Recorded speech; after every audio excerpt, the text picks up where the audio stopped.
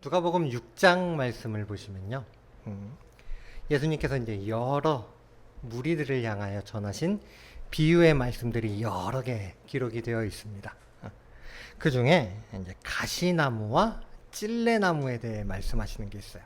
가시나무에서 어떻게 무화과 열매를 얻고 찔레나무에서 어떻게 포도나무 열매를 맺겠느냐 하시는 말씀인데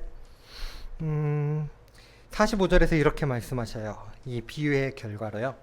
선한 사람은 마음에 쌓은 선에서 선을 내고 악한 자는 그 쌓은 악에서 악을 내나니 이는 마음에 가득한 것을 입으로 말함이니라 하고 이야기합니다. 마음에 선한 것을 담고 있는 사람은 입으로 선한 것을 내고 마음에 악한 것을 담고 있으면 악한 것을 낸다 하는 것입니다. 마음에 담고 있는 것이라는 것은 그 사람의 평소 관심을 이야기합니다. 평소에 어떤 생각을 하고 있는지, 무엇에 관심을 두고 있는지를 의미하죠. 이것들이 입을 통해 고스란히 나온다는 것입니다. 예수님께서 이런 말씀을 하시고 이러한 우리에게 사도 바울은 오늘 한 가지 마음을 품으라 합니다. 마음의 평소 관심사와 생각이 담겨 있는데 거기에 한 가지를 품으라 이야기합니다. 곧 그리스도 예수의 마음을 품으라고요. 그리스도 예수의 마음이 무엇인지 또 어떻게 품는 것인지 말씀과 함께 은혜를 나누고자 합니다. 사도 바울이 이야기한 그리스도 예수의 마음은 크게 세 가지로 혹은 네 가지로 생각해 볼 수 있습니다. 사도 바울이 이야기하는 그리스도 예수의 마음은 첫째, 나를 비우는 것입니다. 나를 비우는 것이요. 사도 바울은 6절에서 이렇게 이야기합니다. 그는 근본 하나님의 본체시나 하나님과 동등됨을 취할 것으로 여기지 아니하셨다고요. 예수님이죠. 예수님께서는 근본, 원래부터는 예수님의 원래 정체는 하나님의 본체라는 것입니다. 예수님은 예수님이고 하나님은 하나님이지 어떻게 예수님이 하나님의 본체냐 이야기하실 텐데요. 이것은 우리말로 설명하기 상당한 삼위일체라는 개념을 생각해야 합니다. 제가 전에 사역하던 교회에서는요, 학생들 숫자가 생각보다 있었어요. 제법 됐습니다. 초, 중, 고등학생들까지 다 합치면은 한 50여 명 정도 됐으니까요. 그 중에서는 이제 친구에 의해서 전도받아서 처음 예수를 믿는 학생들도 있고요. 모태신앙으로 엄마 아빠를 따라서 자연스럽게 신앙을 가지고 교회에 다녔던 학생들도 있습니다. 이 학생들이 만 16세가 되면은 세례라는 것을 받아요. 모태신앙으로 유아 세례를 받았던 학생들은 이미 한번 세례를 받았으니까 이제 성장해서 자신의 믿음을 성도들에게 또는 많은 사람들 앞에 증거하고 공증받는 견신례라는 예식으로 대신하고요. 그런데 이 세례나 견신례를 받을 때 그냥 예수 믿었으면 됐지 하면서 세례를 주는 게 아니고요. 꼭 세례 교육이라는 걸 합니다. 그것도요, 뭐 몇십 분 잠깐 하는 게 아니고요. 최소 2시간 이상, 3시간, 4시간까지도 하는 경우가 있습니다. 상당 시간 교육을 받고요. 이것을 잘 받았나, 잘 알고 있나 하는 그 내용에 대한 문답까지도 하게 됩니다. 아니 무슨 시험 보는 것도 아니고 교회에서 교육받고 문답까지 하냐 할 텐데요. 제가 해보니까요. 그 시간은 반드시 필요한 시간이더라고요. 왜냐하면 세례 교육 시간에는요. 우리가 일반적인 예배나 말씀 묵상에서는 배울 수 없는 우리 기독교, 그리스도교의 가장 핵심이 되는 교리들을 배우기 때문이에요. 그리고 교단이나 교회의 역사, 정신 등을 배우기 때문에 반드시 필요합니다. 그 중에서 제일 중심이 되는 교육 중에 하나가 바로 삼위일체라는 것입니다. 삼위가 하나라는 것이에요. 우리가 믿는 하나님 크게 세 가지로 이야기합니다. 성부 하나님, 성자 예수님, 성령 하나님 세 분이라 이야기를 합니다. 그러면 하나님은 1번, 2번, 3번 세 명이 계시구나. 그런데 이게 아니라는 거예요. 하나님은 성부, 성자, 성령으로 나누기는 하지만 이 세 분이 한 분이시고 한 분이신 동시에 또 세 분입니다. 이거 무슨 서문답하는 것도 아니고 수수께끼냐 뭐냐 하실 텐데요. 이 삼위일체라는 개념은 사실 우리 사람들의 말이나 개념으로는 완전히 설명할 수가 없는 개념이기 때문입니다. 하지만 이 삼위일체는 우리가 반드시 알아야 하고요, 믿어야 하는 개념입니다. 여담이지만은 이단에서 믿는 성도들을 미혹할 때 제일 먼저 건드리는 게 바로 이 삼위일체예요. 삼위일체 중에 한 위를 어떤 사람은 내가 재림 예수다.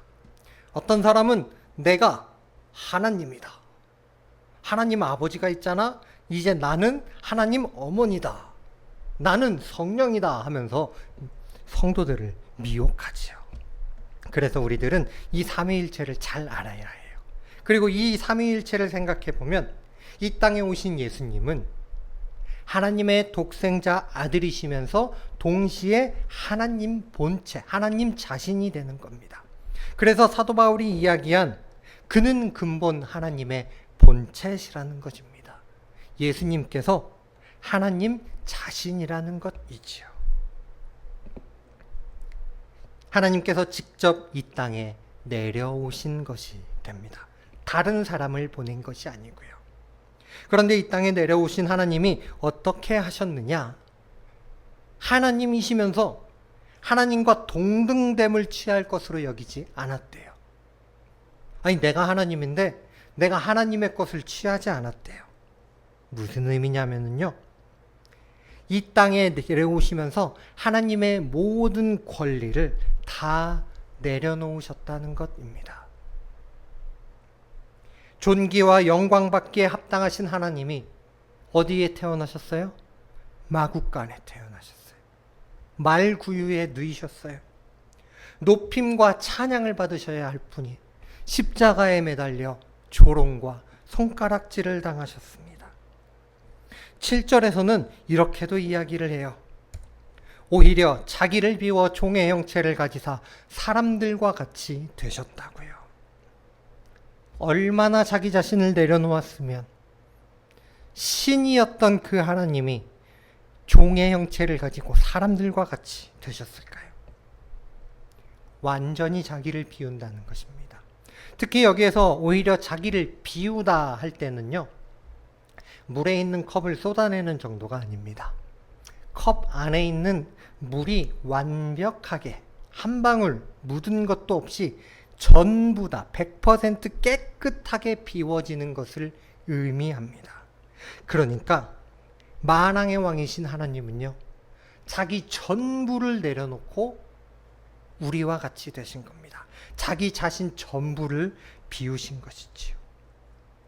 왜냐하면 나를 비워야 하나님의 뜻을 이룰 수 있기 때문입니다. 나를 비우지 못하고 내 안에 아직도 내가 남아있으면, 내 자존심, 자랑, 고집, 욕심이 잔뜩 남아있으면 하나님의 아버지의 뜻을 이룰 수가 없기 때문입니다. 가득 채워놓은 그 사람은요, 하나님의 뜻이 아니라 내 뜻을 이루며 살아갑니다. 마음에 있는 것이 입으로 나온다고 했지요. 입으로 나오면 행동이 됩니다. 자존심을 가지고 있으면요, 남들한테 절대 고개 숙일 수 없습니다. 남들 밑에 들어가는 걸 절대 참을 수 없어요. 겸손하라 하시는 하나님의 그 말씀을 어떻게 순종할 수 있겠습니까? 내 욕심이 잔뜩 있으면 지금 당장 성공해야 하고 많이 가져야 하니 하나님께서 주신 사명들은 후순위로 밀리게 되는 겁니다. 나에게 관심 없는 것이 되는 겁니다. 그렇기 때문에 우리를 구원하시려 하는 하나님의 그 뜻을 따라 이 땅에 오신 예수님은 자기 자신을 완전히 버리셨습니다. 자기의 생명까지도 버리셨습니다. 두 번째 그리스도 예수의 마음은요, 종의 형체를 가지는 것입니다. 마가복음 10장 45절, 인자가 온 것은 섬김을 받으려 함이 아니라 도리어 섬기려 하고 자기 목숨을 많은 사람의 대속물로 주려 함이니라 하고 예수님께서 친히 이야기하셨습니다. 높이 올라 높은 자리에 앉아 섬김을 받으려는 것이 아니라 자기를 비워서 종의 형체가 되어 우리를 섬기기 위해 이 땅에 오신 것이라고요. 도대체 뭐 때문에 왕이신 하나님이 우리를 섬기는 종이 되신 겁니까? 하나님께서 친히 손으로 빚은 우리를 너무도 사랑하시는데 과분한 그 사랑을 받는 우리가 죄를 짊어지고 지옥을 향해 달려가는 것을 그냥 두고 보실 수 없었습니다. 그렇기에 이 땅에 오셨습니다. 인카네이션, 성육신이라고 하죠. 하나님께서 친히 오셨습니다. 그리고 우리를 섬김으로 통하여, 우리를 섬김으로 가장 완벽한 방법, 다른 무엇과도 비교할 수 없는 최고의 방법으로 구원하셨습니다. 그 방법이 뭐예요? 죄인들과 병자들을 섬겨주신 것, 하나님 나라 복음을 가르쳐 주신 것, 그리고 마침내는 십자가 위에 자기의 생명을 대속물로 내어주신 것이지요. 그리스도께서, 예수님께서 이렇게 종의 형체를 가져 우리를 섬겨주심으로 말미암아 우리가 구원의 길을 얻은 것입니다. 그러니 사도 바울이 자신을 비워 종의 형체를 가진 예수님의 그 마음을 품고 너희도 달려가서 복음을 전하라는 겁니다. 그것이 없다면 너희가 예수를 믿는 자로 살아가기 너무 힘드니, 복음을 전하는 일을 감당할 수 없으니 예수의 마음을 가지라 이야기합니다.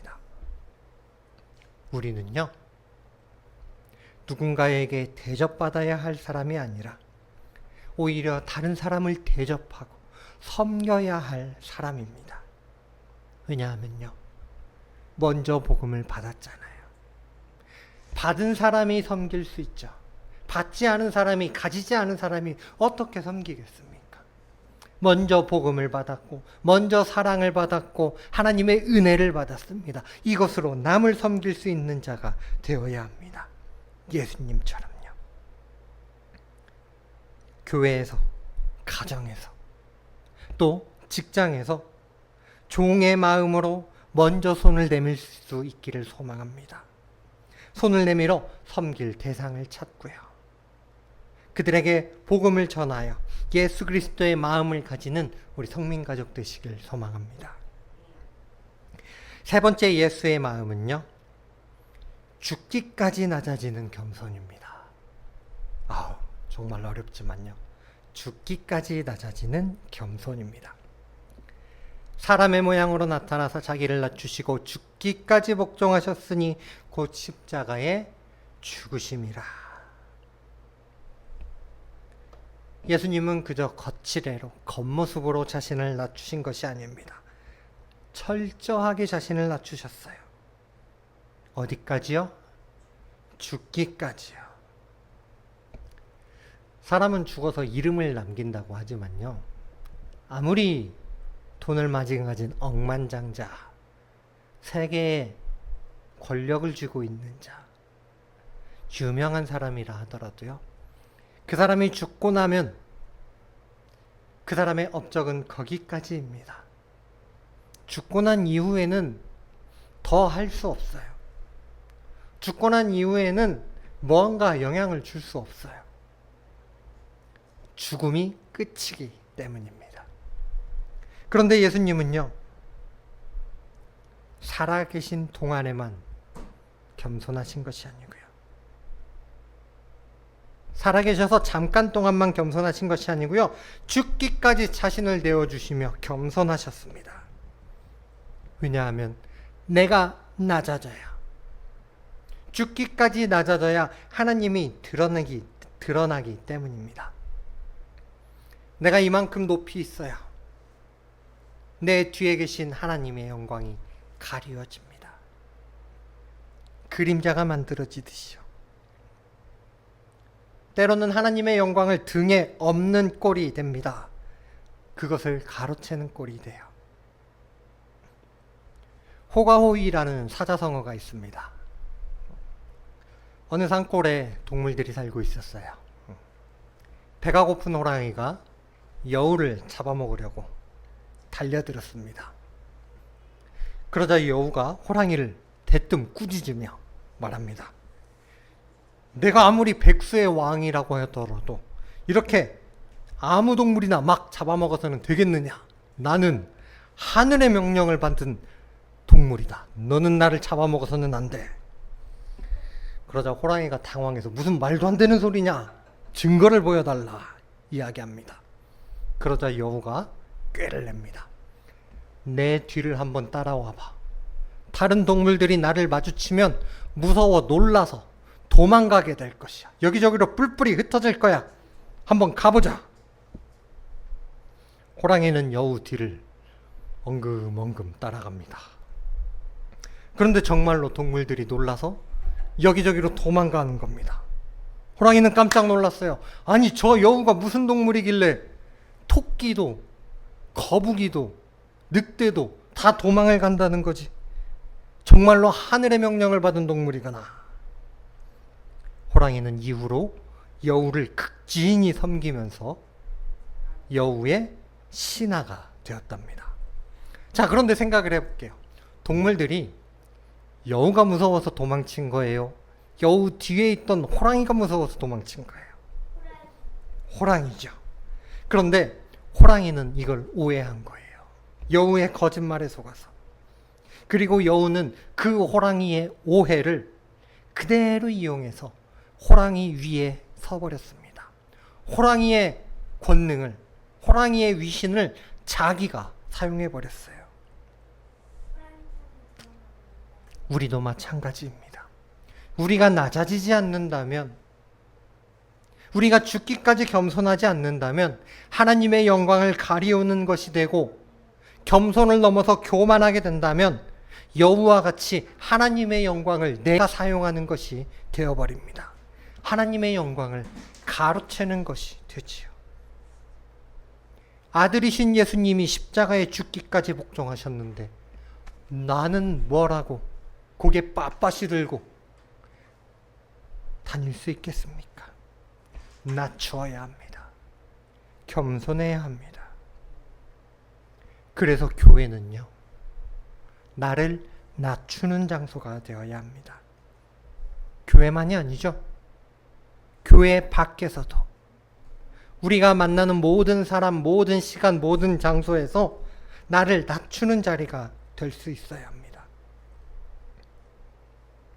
이게 안 되니까 우리 크리스찬들을 향해, 교회를 향해 세상에서 손가락질하고 비난하는 겁니다. 너희들은 서로 사랑하라 강단에서 외치지만 교회 안에서만 서로 사랑하지. 때로는 교회 안에서도 사랑 안 해. 교회가 둘로 셋으로 나눠져서 다투고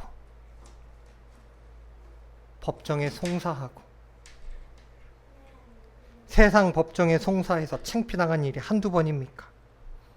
겸손을 미덕으로 꼽으면서 직분받기 위해, 감투 하나 더 쓰기 위해 다투고 부정을 저지른 경우가 너무도 많았습니다. 내가 낮아져야 합니다. 내가 낮아지면 그깟 장로, 권사, 직분이 무엇 되겠습니까?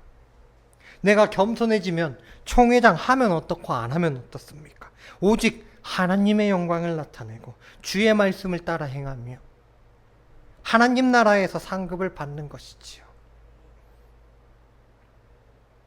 오늘 말씀의 결론이기도 한데요. 그러면 이러한 예수님의 마음은 우리가 마음을 가지면 어떻게 되느냐?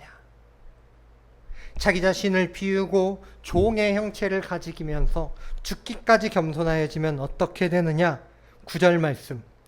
이러므로 하나님이 그를 지극히 높여 모든 이름 위에 뛰어난 이름을 주십니다. 아멘. 아멘.